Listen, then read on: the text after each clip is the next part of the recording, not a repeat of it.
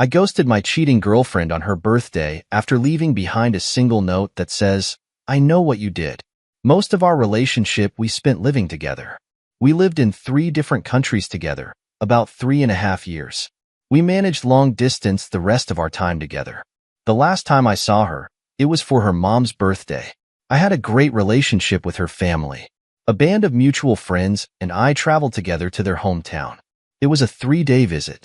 Since the first evening, she displayed troubling, almost hysterical behavior, asking for attention every second, making an issue out of everything I did, including paying attention to and having conversations with her parents. Her sexual drive was higher than it had ever been, to the point of me not liking it because of how forced it felt. Long story short, I caught her seeking attention from other men before, which is basically cheating, but made a mistake to take her back once she cried her way back to me, denying she did anything more than texting. I wanted to believe her, but I never truly did. Second night of that birthday visit, her phone was blasting with messages overnight. She was sound asleep.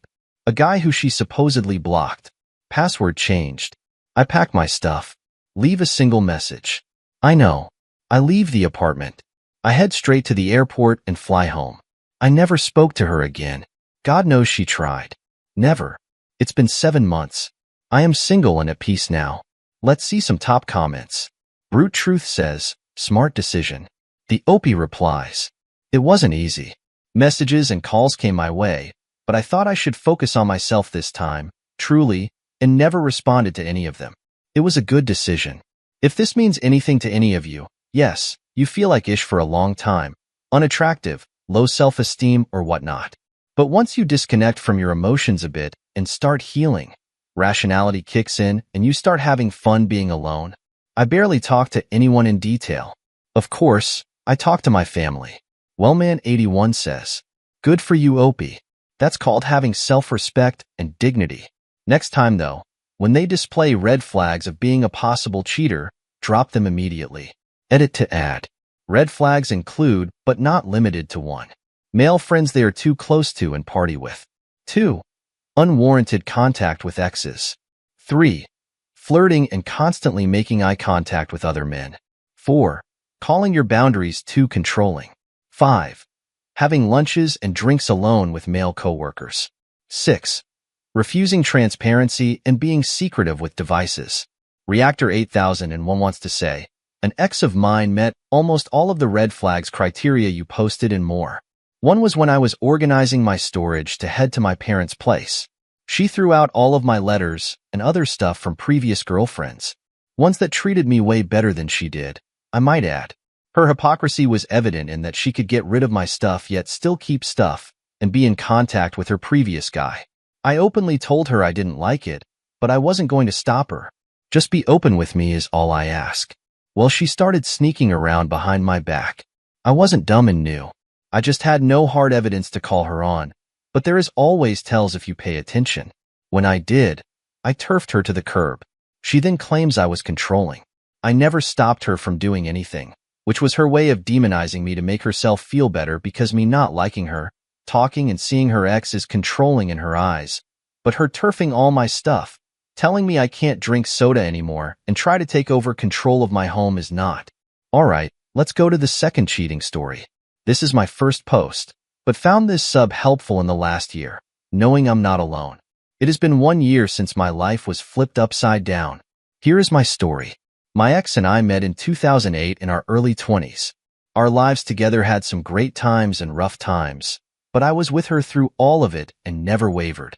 She has a medical condition that created tension with our relationship and made our lives difficult a number of times. We had our daughter in 2011 and I love being a father. It is the most important thing to me. In 2018, my ex was involved in a serious car accident that nearly killed her.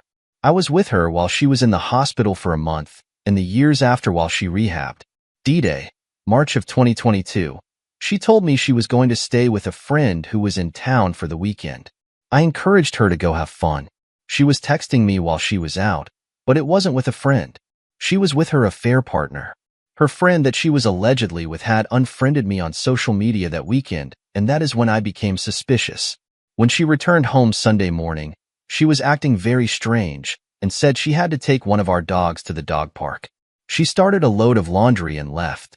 With my suspicions, I went through her suitcase and found lingerie in the liner of the suitcase. I was on the phone with my best friend and he said maybe it was nothing, but I knew. I got off the phone and called her and asked, "Are you cheating on me?" She responded with, "Yes," and I told her to stay away while I packed my things as I was leaving. She came home right away and confessed that she had been dating another man for 2.5 months and was planning to leave me during the summer and move to another state with her affair partner and take our daughter with her. 2 months prior, while I was home with our daughter and her friend for a sleepover, she was out with her affair partner. All of this news destroyed me. The next day, I was in my lawyer's office going through my options to ensure I protected my rights as a father. I also talked to my ex to see if there was a way we could work it out between us. My main priority was my daughter's well-being. She informed me that there was not. We sat our daughter down and said that we were no longer going to be a family together. This broke me. The next several weeks were extremely tough. I didn't eat. I didn't sleep. I barely worked. We made an arrangement where our daughter would stay home and we would alternate our weeks at home with her. That lasted about 3 weeks and then I had enough. I had my lawyer draft papers to have her served. I moved out 2 days before while she was out of state with her affair partner. I took the household things that I wanted and she was furious. Then she was served at home 2 days later and went ballistic. We spent the next several months coming to terms for our parenting plan. She made threats that I would pay. She finally agreed to my proposal and we finalized the plan in the fall of 2022. We had to go before a judge and when I walked in, she was with her affair partner in the courthouse. That was the first time I met him. We have settled into the parenting plan and my daughter is with me most of the time, including school. I'm still close with most of my ex's family as I love them and consider them family. I hope I can continue that relationship. I met a new woman who has been patient with me and listens. We are there for each other, and it feels refreshing. I want to tell my story because I respect those that have allowed themselves to be vulnerable while feeling this pain. I have gained so much strength from all of you. I still have tough times, but it's getting easier.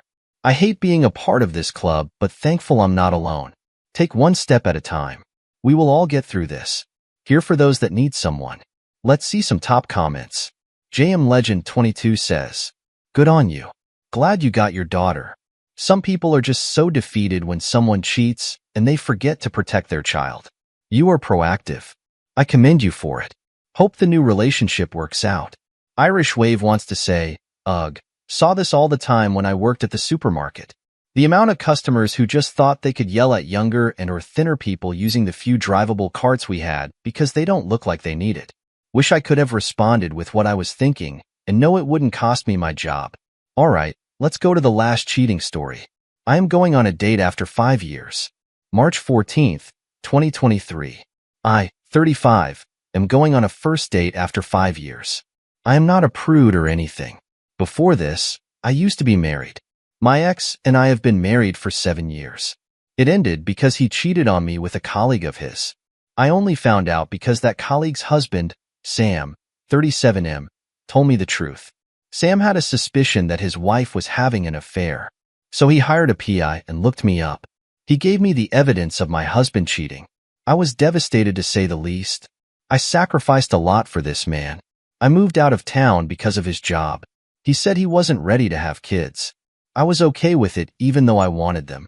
I didn't accept a high-paying job because he said that it will cause a rift in our schedule. I was stupid.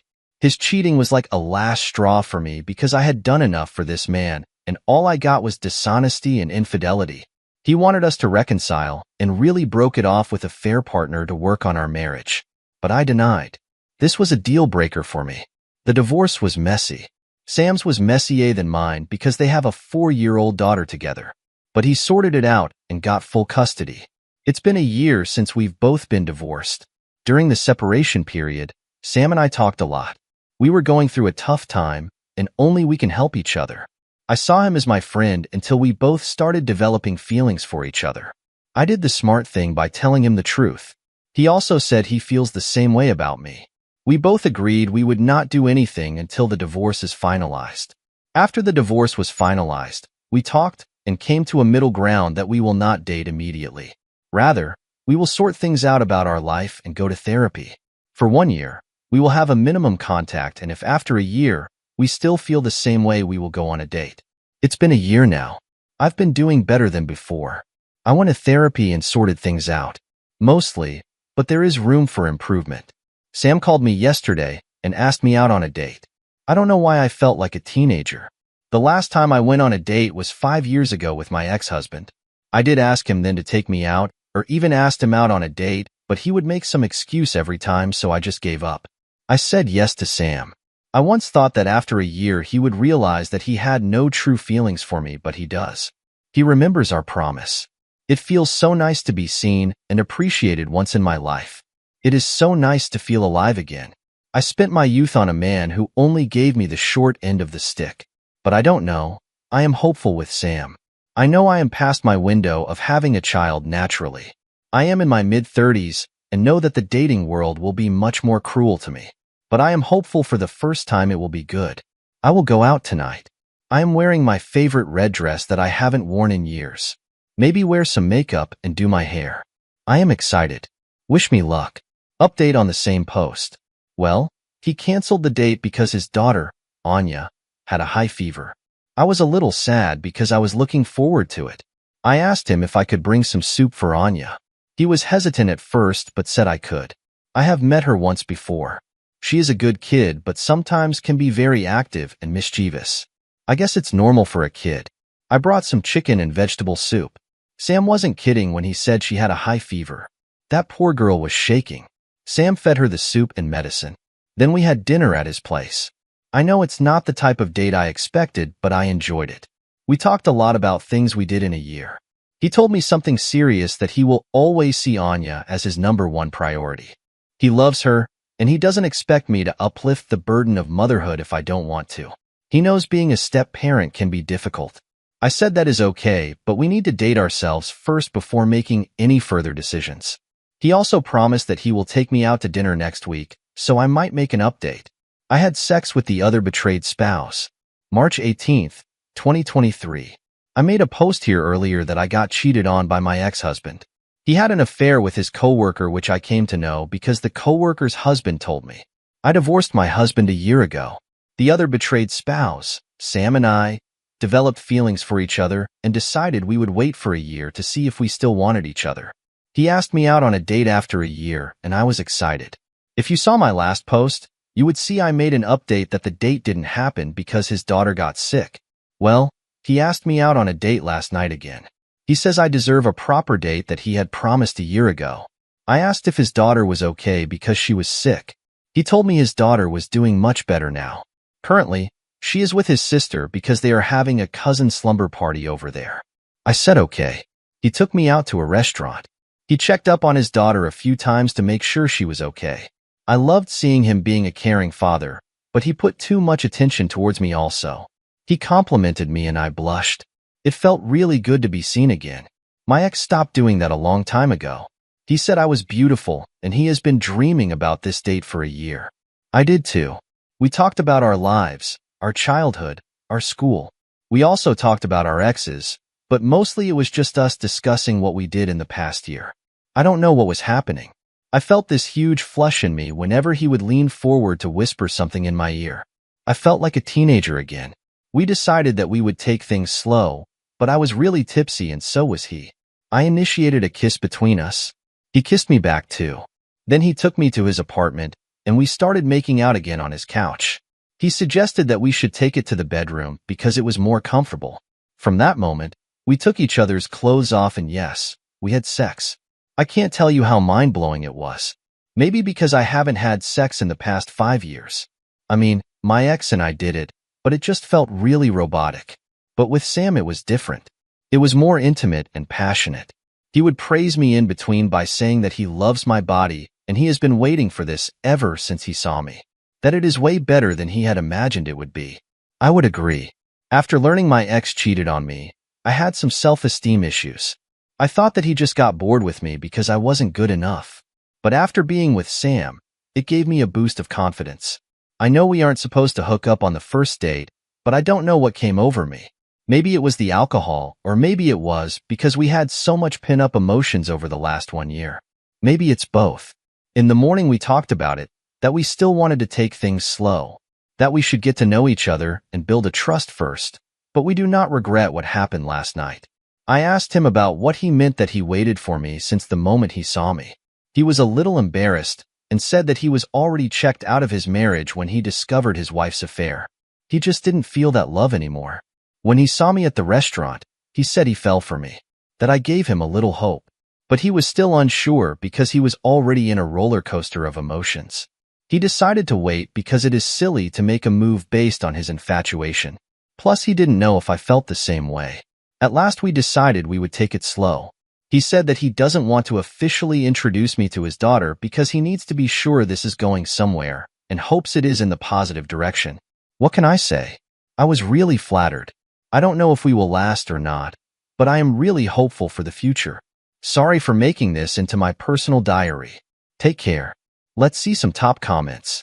Chanel Socks says, given the guy, sorry other betrayed spouse, has full custody and that they got to know each other for a time, and then decided to take a year-long break before dating, I have hope for them in the long run. Sure, it might get messy eventually once the exes find out, but given the custody landscape and how it played out, hopefully minimally messy. Wishing Opie well and hoping this relationship continues to rebuild her self-esteem.